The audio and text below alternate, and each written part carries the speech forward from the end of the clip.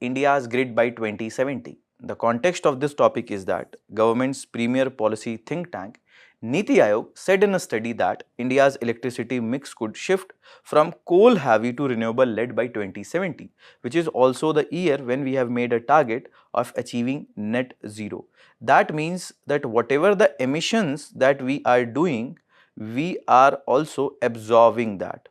So that will ensure that net zero of the greenhouse gases is completely zero. For example, as of now, because of the deforestation and over emissions, there is an increased carbon emission that we are witnessing, increased greenhouse gas emissions that we are witnessing at this point of time. But if we will increase our forest cover, which are also the carbon sink, and new technologies like carbon capture, utilization and storage, which will be properly done, then probably whatever the increased emissions are there, we will be able to absorb that, and the shift towards renewable will also help in ensuring that the overall emissions, overall carbon emissions will reduce. So the NITI Aayog study is saying that we can achieve this target, but there will be certain structural challenges that we will have to see. We will have to address those bottlenecks, only then we can effectively achieve this target. NITI Aayog is the government's premier policy think tank that was established on 1st January 2015, and it replaced erstwhile Planning Commission. There are various works that are done by the NITI Aayog. For example, it monitors and evaluates various policies and programs of the government. They also comes with various kind of studies with regard to the progress that India is making across different spectrum. Also, they promote cooperative and competitive federalism with regard to the different indicators, reports, etc. that they comes with. For example, it's NITI Aayog itself that released the fiscal health index, and based on that they are giving an idea about the overall fiscal prudent policies that the state governments are taking, what is the condition of the fiscal health of the states, so that there is a competition between states itself to ensure that they get a better rank, and while achieving that target of getting a better rank, they will also probably improve overall fiscal health and overall fiscal stability. And coming back to our discussion on this topic is related to your GS paper 3, environmental pollution and degradation and conservation. So what is the current status of India's energy power mix? So coal, that is contributing around 74% of the electricity generation, and that is the important base load structure. What is the base load structure? That is the minimum level of electricity demand on a power grid over a 24-hour period, and it is usually supplied by the power plants that run continuously, such as coal or nuclear or large hydro plants. And this is the data from Energy Statistics of India 2025, Ministry of Statistics and Program Implementation. They are also saying that coal in the share of total energy production increased from 77% in financial year 23 to 79% in financial year 24. Also, there is a data related to renewable energy, its growth, and what is the projection, that what are the targets that we have made to grow with regard to the renewable energy sector. If you see this particular data, which is the most updated data in the public domain at this point of time, this is about the India's power capacity overview and India's power generation overview. This is the data from NITI Aayog. Here also you can see, if you talk about the total installed capacity with regard to the total power, total installed capacity is 514 gigawatt, out of which coal contributes 44.04%, the solar contribute around 26.44%, wind contribute 10.61%, hydro contributes 9.91%, oil and gas contributes 4.03%, and biopower contributes 2.26%.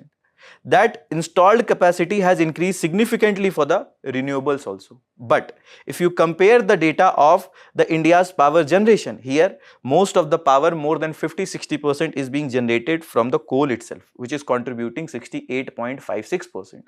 And rest of the renewables like the hydro, nuclear, solar, wind are contributing in a very minuscule amount. So that is the reason that although we have achieved a significant amount of installed capacity, but still because of the poor grid connectivity, especially because of the issues like intermittency that is there in the renewables, we are still not generating a huge amount of electricity from the renewables. And that is the reason we need to address these structural challenges, and they are also highlighted by the NITI Aayog if we have to achieve our Panchamitra goals that we will discuss, or we have to achieve our targets of net zero by 2070. Now we'll try to understand the key structural challenges of the renewable energy. The first important is low capacity utilization factor. For example, let's suppose any power plant having 2 gigawatt of capacity. So only for the renewables, the 18 to 20% or 25% is being utilized. Why? First of all, the grid connectivity is not very good. Grid connectivity, in simple you can understand, is the mechanism with the help of which the electricity that is being generated at the power plants could reach our homes. This is what you can understand, that with the help of this, how the transmission is happening. But this grid connectivity was suitable for the coal power plants, etc. But now this needs upgradation, this needs changes. Only then it will be able to supply the power from the renewables, and which is a capital intensive process. It will require money. Probably if we have to develop some other grid, so that will also require land acquisition, etc., which is a cost intensive process, capital intensive process. And that is the reason for solar, wind, etc., the capacity utilization factor is very less. The maximum it can generate, only a less amount is being utilized. Then the coal PLF, that is plant load factor, that is a measure of how efficiently a coal fired power plant is being used. It compares the actual electricity generated to the maximum possible electricity it could generate at any point of time at full capacity. So for coal, whatever it can generate fully, around 60 to 75% is being utilized. Why? Because it is one of the important source for fulfilling India's energy demand. Also, intermittency and variability, that is again one of the structural challenges of the renewable energy. For example, the solar and wind, they cannot supply consistent power for 24 into 7 into 365 days because of its inherent challenges itself. For example, solar power plant is getting energy from the sun itself.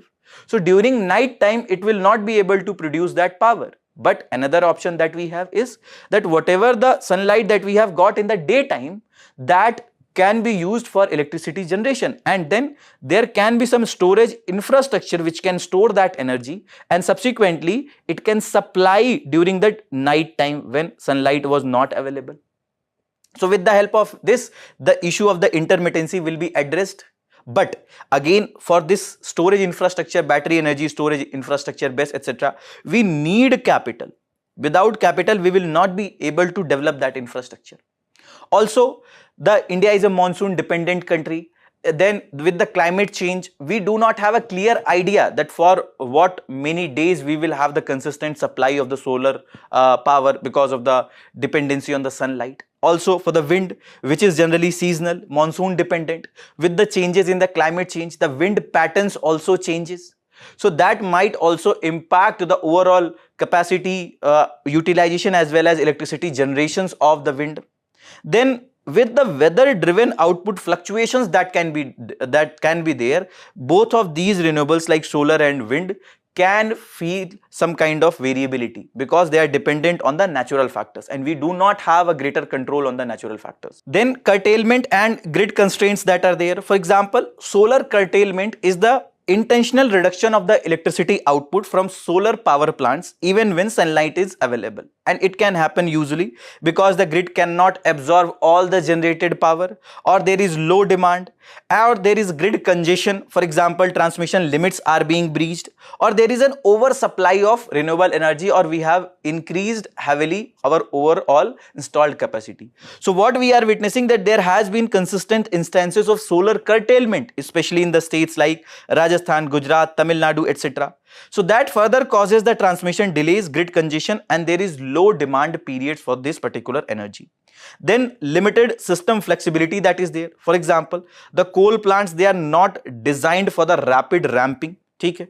What we understand by ramping, for example, when we will have the flexible ramping, that is the ability of the power systems to quickly increase or decrease electricity generation to balance supply and demand, especially when the variable energy like solar and wind is on the grid. So the coal cannot increase or decrease its supply. So that is one of the major reason why we are more dependent. We have to utilize that. The limited flexible gas or hydroelectricity capacity that is there. Major dependency is on the solar and wind itself. Also inadequate demand side response, that we do not have a very great demand from the industry, from the individuals or households, etc. Why? Because for example, in the last year monsoon came early, so we didn't have a lot of periods of heat waves, etc. So obviously the peak power demand was not very high, and that is also one of the reason, because there was a poor demand, overall electricity generation, etc. was not very robust. Then the round the clock supply challenges that are there. For example, solar heavy renewable energy mix, so that leads to midday surpluses and evening deficits. Why? Because we do not have the infrastructure for the storage of the solar energy. Also the storage, that is still costly at the scale, because we haven't achieved that technological advancement, we haven't still achieved that level of sophistication in the technology with the help of which the cost of storage can be reduced. Also the need for hybrid, for example solar wind storage projects. Okay, so here again we need this hybrid, that for example we can have some of the infrastructure that can store the energy from multiple sources. So that will also ensure that from whatever source we are increasing or we are having the greater energy generation, we can store with whatever the storage infrastructure we have developed. Also the higher cost of firm and dispatchable renewable energy, so that is also one of the reason why some of the companies are hesitant and they have certain apprehensions to invest in this sector. The capacity addition versus grid readiness, for example in last 5, 7, 8 years we have seen a very fast capacity addition. We have increased the installed capacity at a very high rate, but as compared to that, overall grid readiness hasn't been very robust. We haven't achieved that grid connectivity with that installed capacity. So that is also one of the reason why we have achieved the increased capacity of the renewables, but the electricity generation hasn't been very robust from this sector.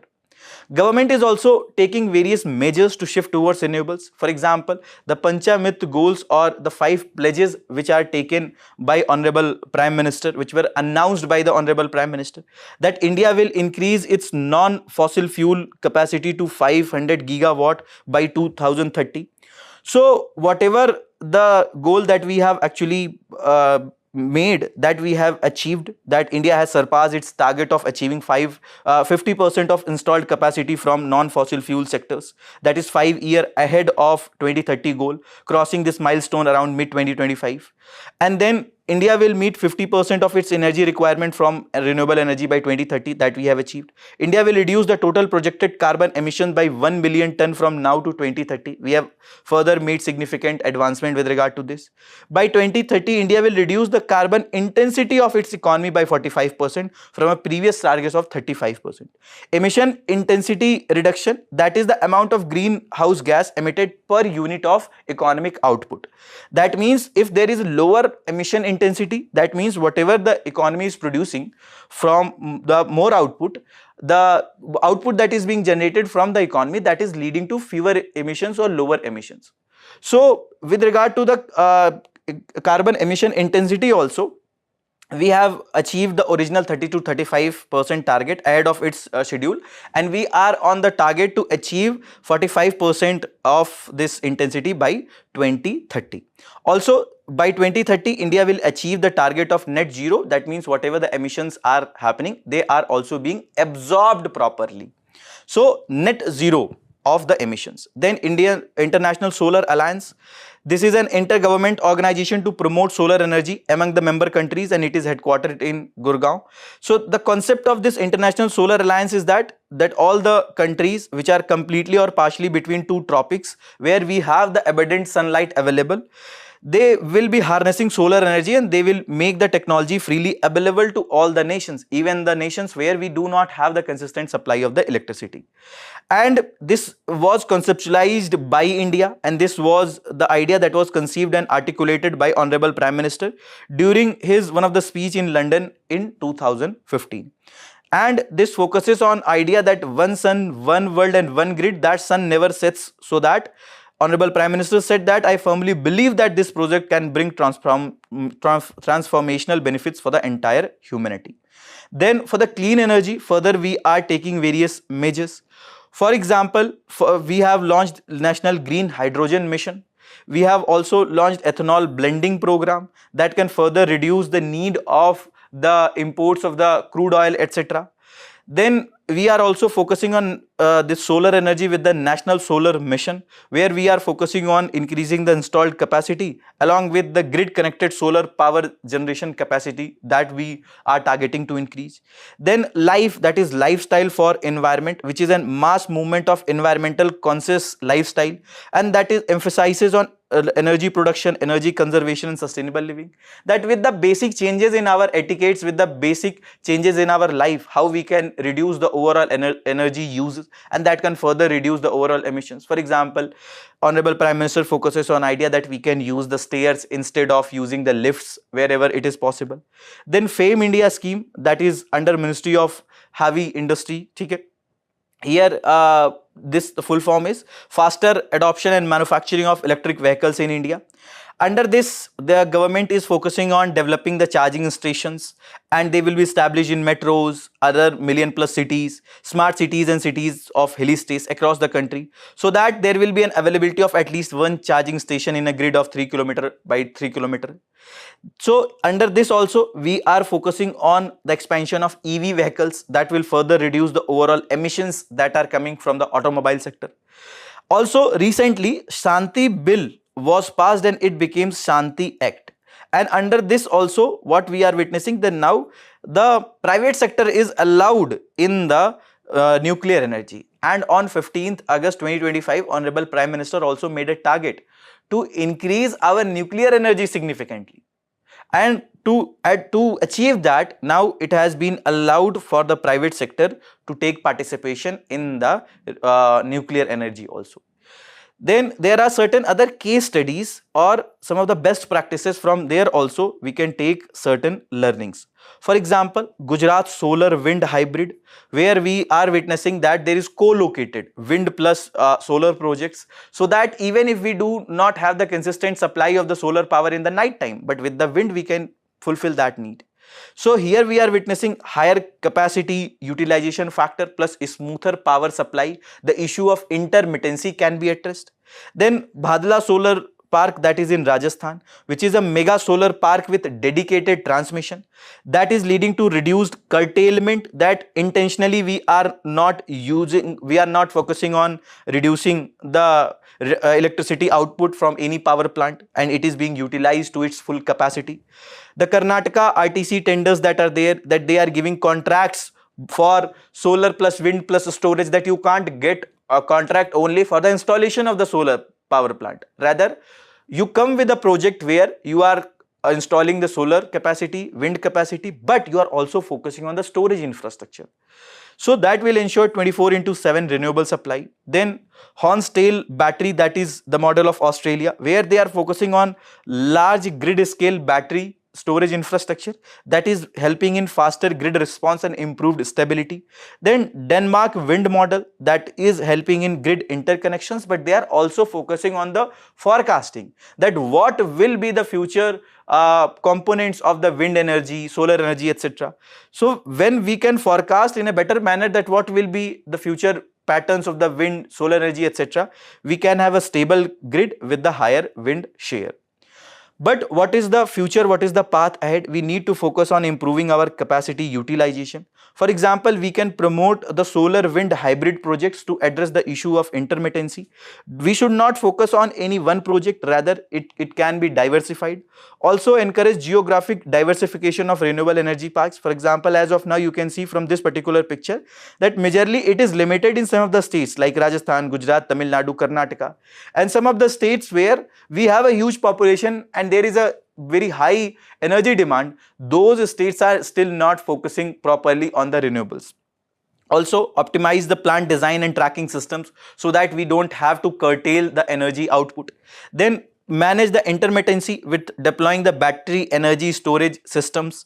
Expand the pumped hydro storage systems that can also be one of the good source of the renewables. Improve weather forecasting and scheduling tools, for example IMD etc. They can further use other technological tools like artificial intelligence etc. to forecast in a better manner. Also promote green hydrogen as long duration storage, hydrogen that is being produced from the renewable sources, because here we go with the electrolysis process to break the hydrogen or to get the hydrogen from the water. But if the electricity that is being supplied for the electrolysis, that is from the renewables, we call that green hydrogen. So that needs to be expanded. We also need to strengthen the transmission and grid infrastructure. For example, we can fast track the green energy corridors. There can be dedicated corridors that can be developed who are supplying the green energy. We can expand the interstate transmission systems also, so that the surplus states can transfer the electricity to the deficit states. Use high voltage transmission for the long distances so that the loss of the power is not happening, especially at the destinations. We also need to enhance the system flexibility. For example, we can retrofit coal plants for the flexible ramping. That is the ability of the power systems to quickly increase or decrease the electricity generation to balance the supply and demand, especially when the variable renewable energy like solar and wind is on the grid. That if in the daytime there was a solar supply, so we can reduce the supply from the coal, and when in the night time there is less sunlight available and we also didn't have the storage infrastructure, at that time coal power can be increased. Also, we need to increase the gas-based peaking capacity. We can promote the hydro storage as balancing sources. And we also need to enable the round-the-clock renewable supply. For example, we need to promote the firm and dispatchable renewable energy projects. We also need to mandate the hybrid plus storage in new renewable energy tenders, that whatever the tenders that are coming, they are not only limited to any one sector, rather they are fulfilling various needs. For example, solar plus wind can be there. Along with that, battery energy storage systems needs to be mandated. Also, we need to encourage the long-term RTC power purchase agreement so that we can get a clear idea that what will be the future demand, and accordingly the generation and capacity can be increased. Also, we can scale the nuclear capacity by 100 gigawatt by 2047 and 200 to 300 gigawatt by 2070, and especially the sophisticated reactors like small modular reactor etc. needs to be promoted, and that can also help in consistent supply of the renewable energy. This is a mains practice question that you people can write from this particular topic.